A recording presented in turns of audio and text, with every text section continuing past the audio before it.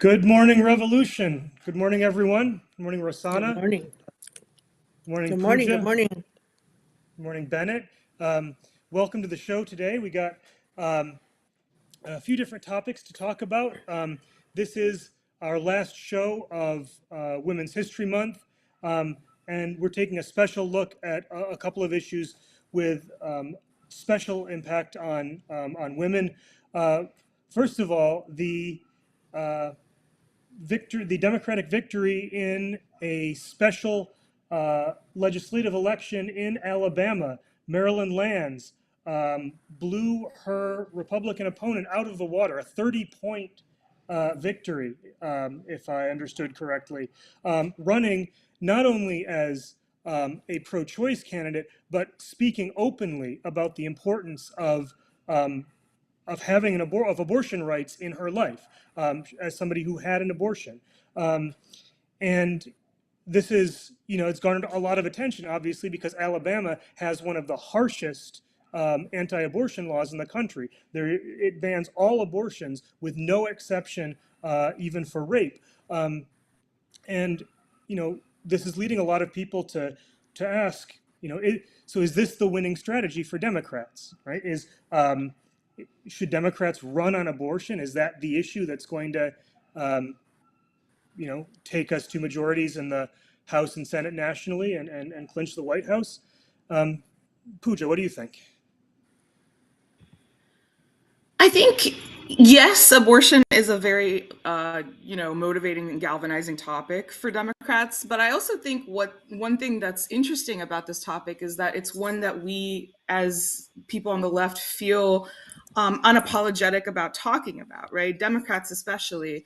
I think one of the biggest issues that stands in the way of Democrats performing better in so-called red and purple states is just the lack of bravery and the lack of ability to stand up for something that they believe in. So I think, abortion is one of those things that is popular all throughout the country, and so they feel a little bit more I don't know if they feel a little bit more willing to speak up for it loudly and proudly. But I think if we did that about union rights, if we did that about racial equity, if we did that about all kinds of topics, that you would see a similar sort of return on galvanized voters. It's basically just giving people a reason to vote, right? Exactly. And you raise a really important point that it it's not just that the issue is one that happens to magically like galvanize people. There's a movement that was built around it that emboldened people, right? So I wanted to turn to you, Rosanna. What what do you think are the lessons of this victory in Alabama, in terms of the role of women, especially um, in the fight against fascism? Well, that's a loaded question. You had a lot of things there. I think it is significant, and even more significant is because she won by such a large margin. I think that's really, really encouraging. And yes, it should be part of the platform, but there are, as Pooja was saying, there are other things that also people are concerned about and want solutions to. So and are concerned, and it affects them on a regular basis. So I think uh, it the issues need to be about what working people are concerned about, which abortion, of course, is one of them, and the fact that there's such a um, an attempt to totally, it's like that what is that, a IVF, in vitro law that they started putting together there. um, it's like over the top. It's so ridiculous. And I'm glad that Alabama is paving the way, is saying, stop, this is enough. We won't stand for it anymore. Yeah, absolutely. And the IVF, the attack on IVF that you mentioned came from, like, as a unintended consequence of their attempt to um, restrict abortion rights by declaring fetuses as persons with legal rights. Well, in that case, that limits what you can do in vitro fertilization procedures. So I wanted to ask Bennett, when as communists, when we think about reproductive freedom, reproductive justice, what does that include? What is it just abortion rights, or does it go beyond that? Well, I think a key thing to think about is not just the right to an abortion and the right to free abortions and free kind of healthcare in the reproductive sphere, but it is also allowing for the conditions for people to not have to have children that can't be supported, to have children that cannot be taken care of by the system under which we live. And so I think that it's a dual question of the autonomy over reproductive freedom is not just the right to not have a child, but the right to have a child that can be supportive by the social system under which we live, and particularly also an end to kind of the ongoing sterilization and the ongoing blockages for particularly women of color to have children in the United States. So I think that it's very much a broad kind of reproductive freedom. So it goes beyond abortion, even though abortion is a very central issue in this. Yeah, and if we think about the Cuban healthcare system, Cuba, which is currently on the state sponsors of terrorism list, the Biden administration has so far refused to remove it. In Cuba, reproductive freedom and reproductive justice includes not only the right not to have a child if you don't want to, but also the right to have assistive reproductive technology, to IVF or intrauterine insemination, or even in some cases surrogacy, covered under the national healthcare policy. So also the right to pursue having children if you do want to. And I think that's an incredible example, right, of the broader socialist perspective, right? It's not just about this one particular issue, but a much broader thing. And you raised the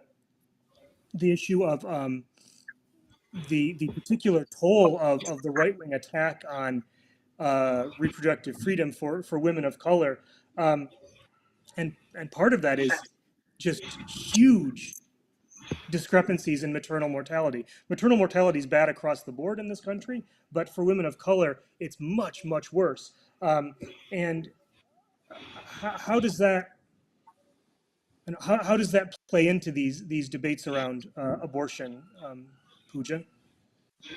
Well, I was just thinking about the comment that the senator from Alabama made, Tommy Tuberville, about the bill that passed that severely limited IVF rights. He said he was all for it, and then when he was pressed on it, it was clear he had no idea what IVF even is, and he had no idea what repercussions the bill passed had on the effects for people getting IVF. So I think, I mean, there's just such a severe lack of knowledge that is readily apparent in the lawmakers of this country, and the people in charge, and the people having these discussions, and the men that are making these rulings.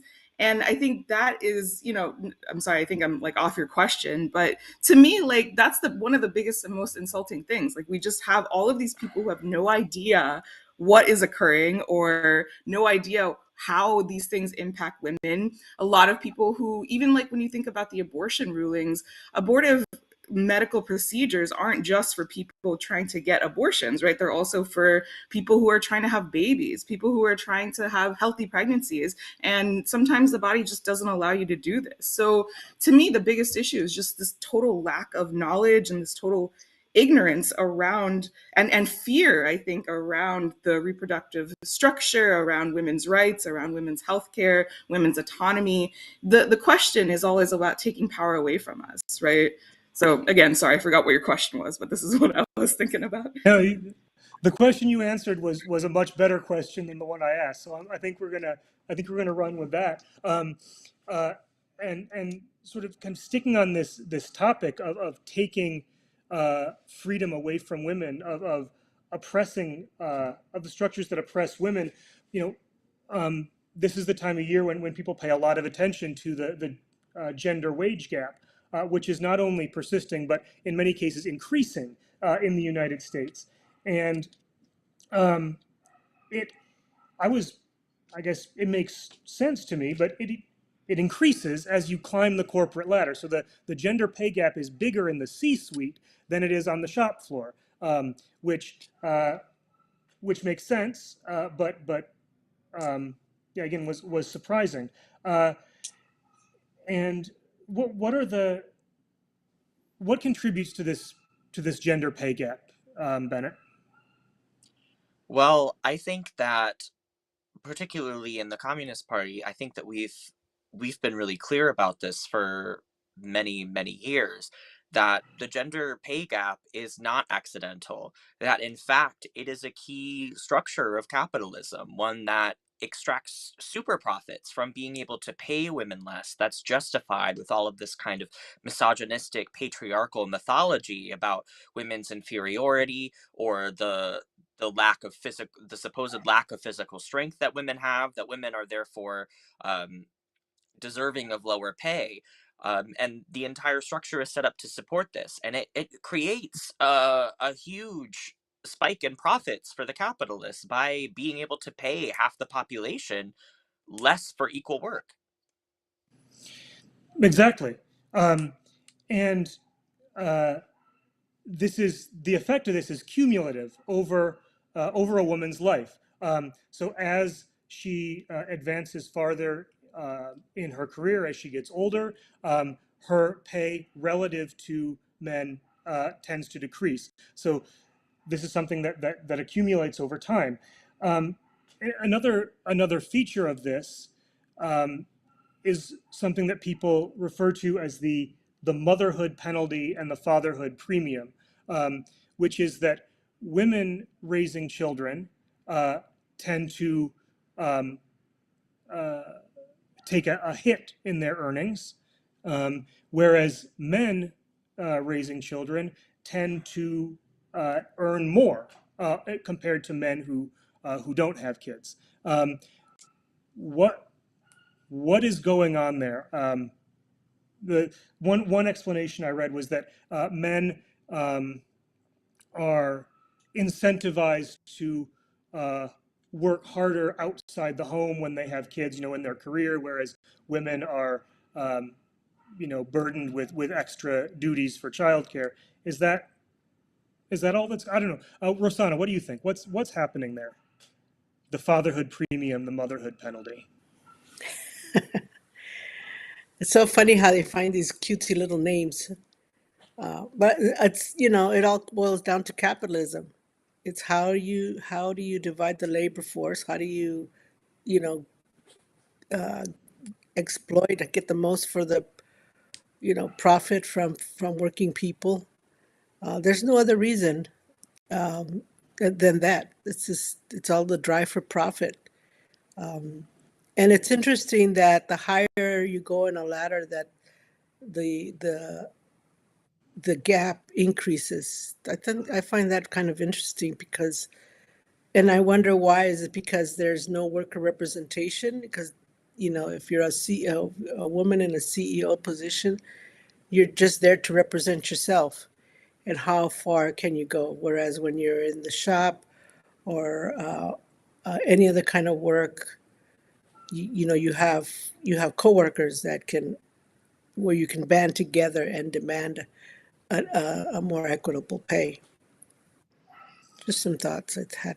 Yeah, that's really interesting. Uh, Pooja, what do you think? Why is why does the gender pay gap increase as you move up the corporate ladder?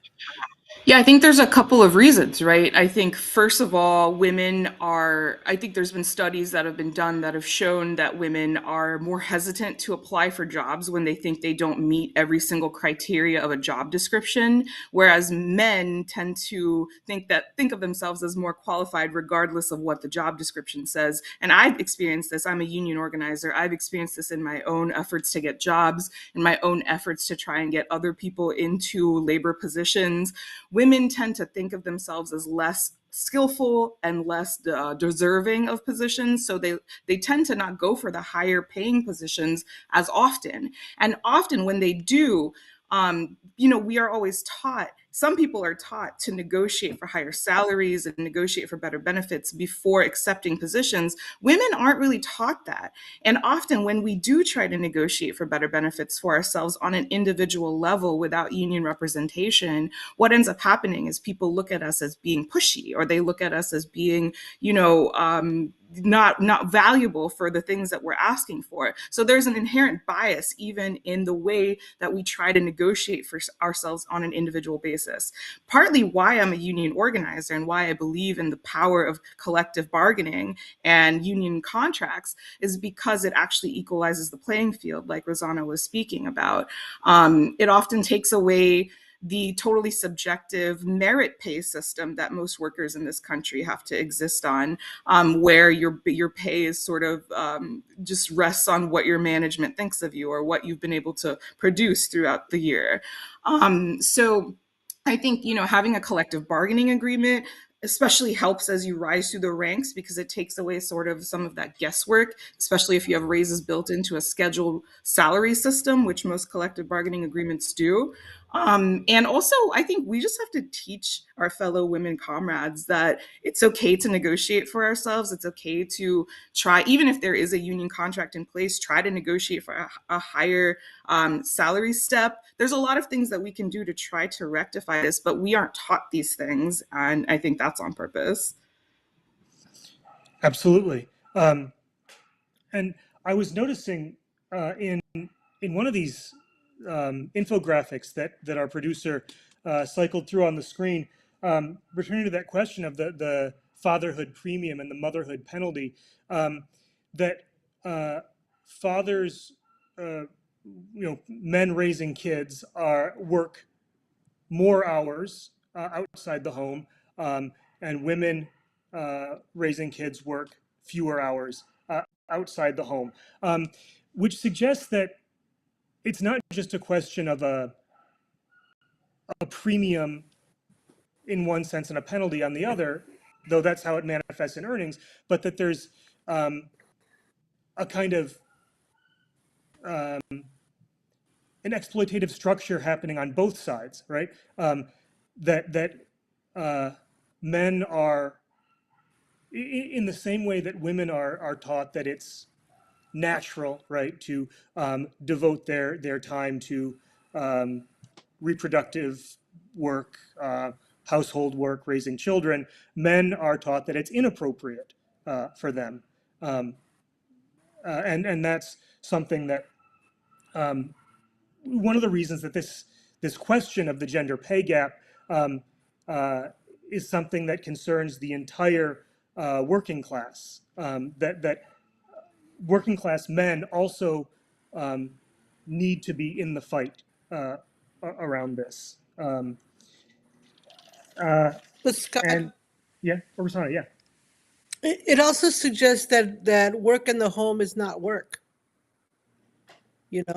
because it's like, oh, so they work less hours because they go work in the home. Well, work in the home is work. It's Mhm. just unpaid labor. It's unpaid Exactly. work, but nonetheless, it's still work. So even at that point, it minimizes women's worth, in essence. And I think that's, even some of the way some of these studies are placed adds to that, idea that women's work is nothing. It's less. It's not valued, as opposed to men who go outside for a wage. Let's make women's work at home a wage work. Let's Yeah. start there. I remember something. I think it was Sylvia Federici who said that we live every moment of our lives in service to capital, and so capital should pay us for every minute of it. Um, uh, which I like that slogan too. um, uh, Continuing kind of on this theme of the struggle for equality, um, in a from a different angle, there was a horrible tragedy in Baltimore, the collapse of the Francis Scott Key Bridge when it was struck by a container ship. Um, 6 workers were killed.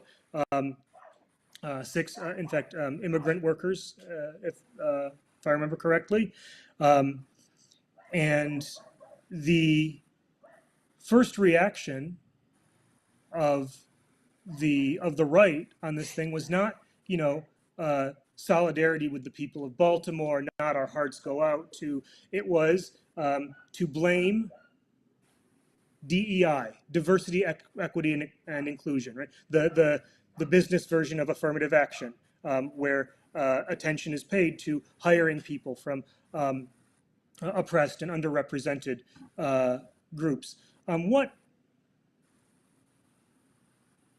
Why? What the hell is happening there, Pooja? What's up with that?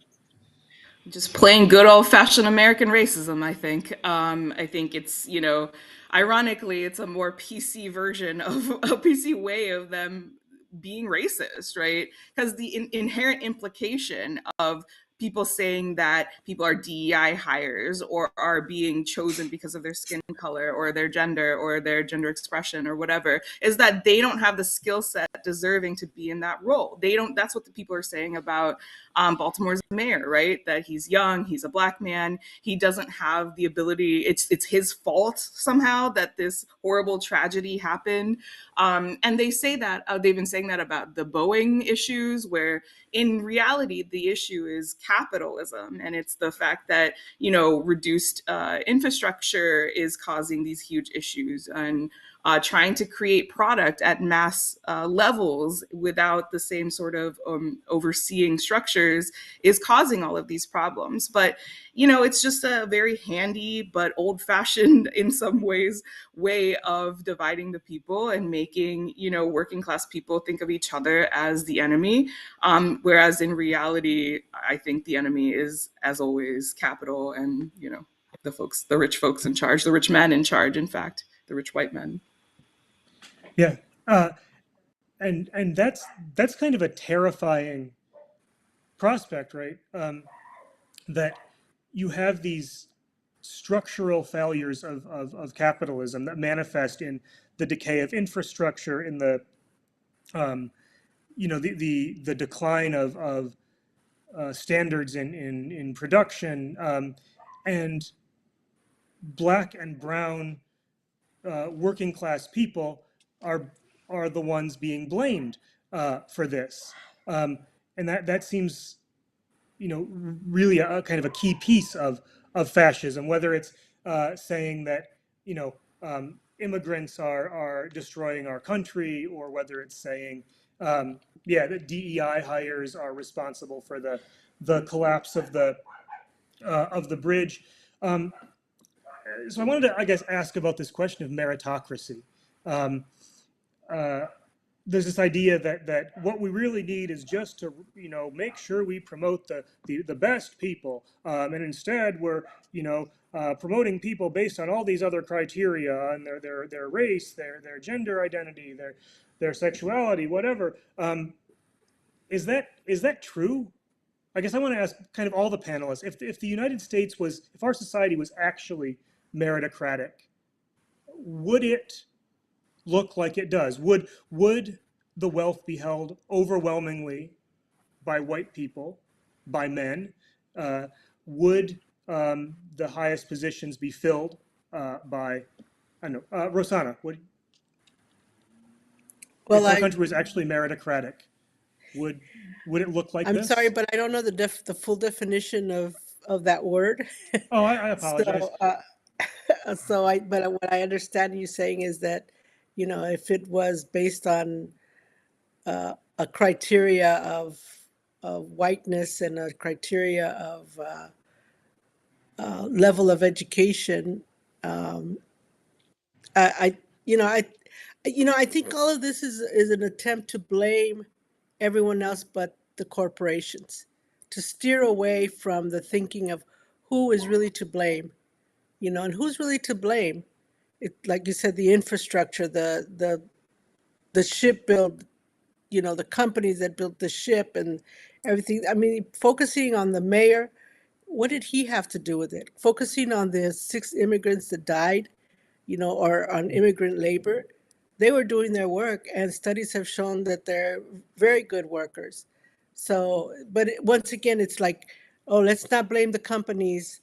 Let's blame everybody else on there. And I think that's at the end of the day, I think that's the whole reason that they do all of this stuff. So maybe Bennett would know, or Pooja knows more the definition of the word. No, I apologize. I should have been No, it's clearer. okay. What I was trying to ask was, there's this argument on the right that before affirmative action existed, before DEI existed, Mm. that we had a system that rewarded people based on how competent they were. If you were better, you rose up the ranks and you got the best people doing the jobs. At the you But we know promote. we know that's not true. The reality is who you know, whose back you rub. I mean, that's what traditionally has happened. You never get the best people. All of that. It's so it's a um,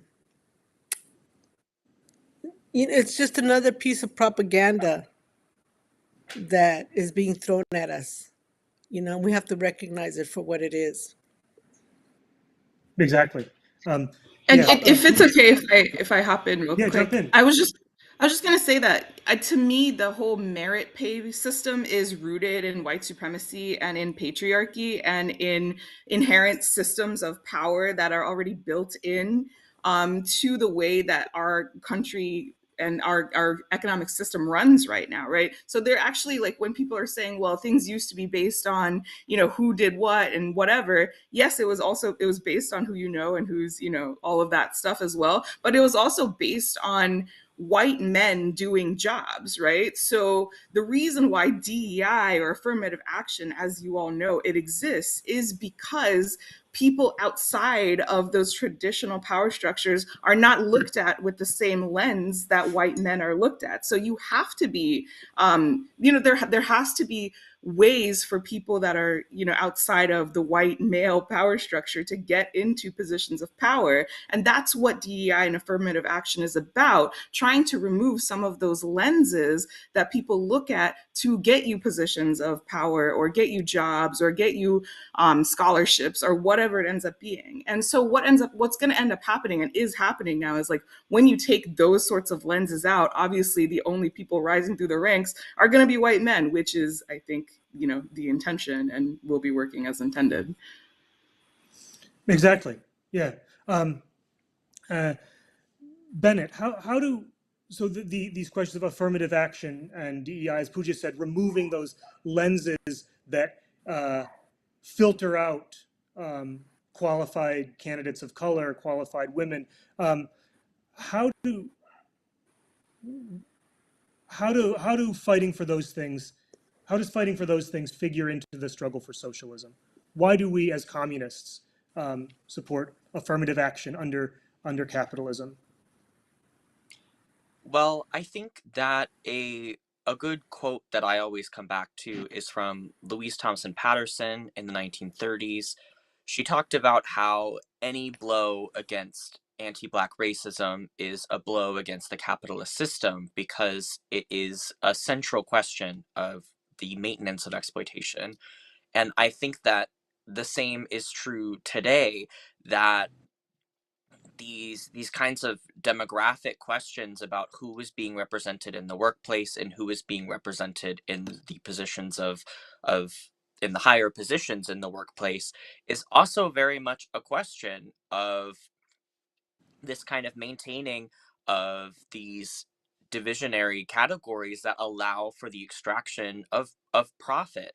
I think that it is really illustrative when we look at how there have been numerous studies that illustrate, in terms of application processes, that the applicants with the same qualifications but only racial differences, that there was a distinct and provable aspect of racism in who got the calls back.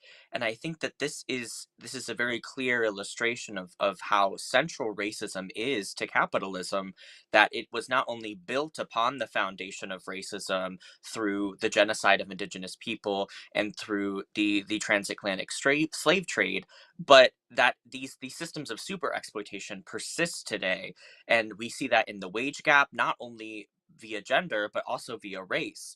And so I think that affirmative action not only tries to ensure that these systemic injustices are combated, which benefits all workers, but also the fact that some workers are able to be paid lower based on their race or gender, or race and gender, they lower the wages for everybody. And so fighting against those lower wages for some people, in fact, actually fights against lower wages for all people. And so I think that it's not just a fighting for somebody who is different from you builds socialism, but it is that understanding that these areas of discrimination, these areas of oppression, of super exploitation, are in fact fighting against key structural elements of capitalism.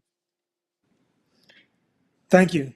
Yeah, I see the poster there behind you. Racism chains both, which is an old party poster from the 30s, I believe. That makes exactly that point, right? The hyper exploitation and oppression of racially and nationally oppressed people. Capitalism can't survive without that. Capitalism can't survive without the hyper exploitation and oppression of women. And so when we fight against those things, we weaken capitalism, we weaken its hold on all of us. And with that, I think we're going to shift to our mailbag question for the week, which has to do with what things will look like when we get to socialism. So how do communist governments pay for healthcare and other free basic necessities? Wouldn't they need to own a lot of the country's resources to afford that stuff? I think I'm going to maybe put the question first to Rosanna, who is co-chair of the Communist Party, and one of the people that when we collectivize all the toothbrushes and underwear, is she'll be knocking at your door. So Rosanna, how are we going to pay for all these, free healthcare, education, housing, all that stuff? Well, first and foremost, we begin to put people before profits. China has eliminated extreme poverty. 1.4 billion people are no longer starving. They are all out of extreme poverty. They have a place to live. They have food to eat. They have health care. And why is that? Because they put people before profits. It's really a simple kind of solution where, no longer is one person making the majority of the money, or one company or whatever, or a few families have all the wealth. It's that the country has all the wealth, and the country benefits from that wealth. So there is enough money to provide everything when you prioritize people instead of profit. It may sound simple, but it really is. It is. Bennett, what's your take? I actually like this question because I think that the second sentence, in a way, answers the question. That under a communist government, the people would own the majority, if not all, of the country's resources. That this kind of ownership of the means of production, this ownership of the natural resources of the country, would in fact allow us to provide for people in a way that capitalism doesn't, because everything is privately owned.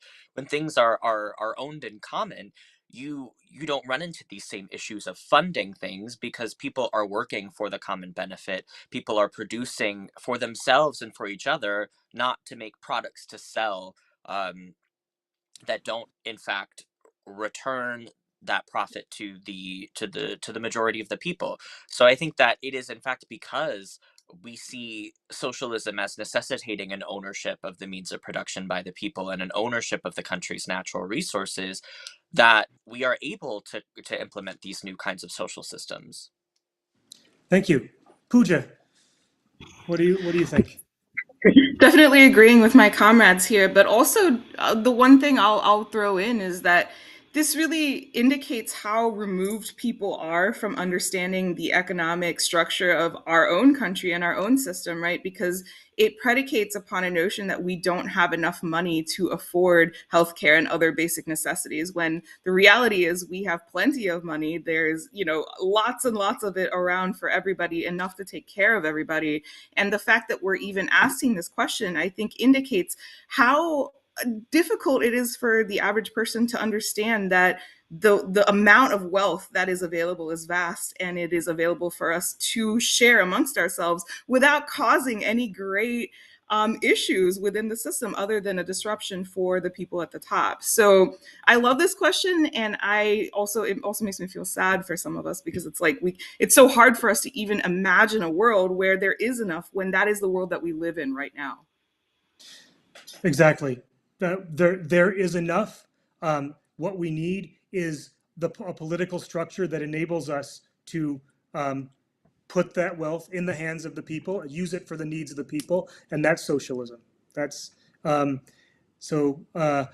Before we sign off here, I just want to remind folks about the PW Fund Drive. The People's World is, we sometimes think of it as the hometown newspaper of the labor movement, of the democratic movement, of the anti-fascist movement. It's a key part of the work of the party, and it doesn't get any corporate donations. It's not funded by any big foundations or whatever. It's funded by the generosity of its readers and the people that use it in their work. So you can go to peoplesworld.org/donate and support the work of the People's World. I want to draw attention in particular to its coverage of the genocide in Gaza and the movement for a ceasefire, which has been absolutely top-notch.